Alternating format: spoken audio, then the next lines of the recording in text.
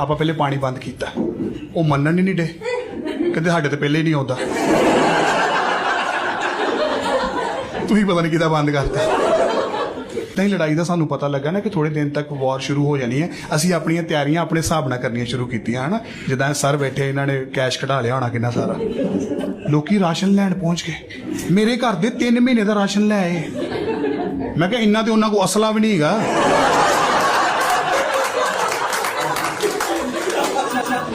फिर भी ठीक है, तुसी राशन इकट्ठा कर रहे हो, ठीक। मैनूं उन्हां लोकां दी समझ नहीं आई जिन्हां ने मोटरसाइकिल दीयां टैंकियां फुल करा लिया।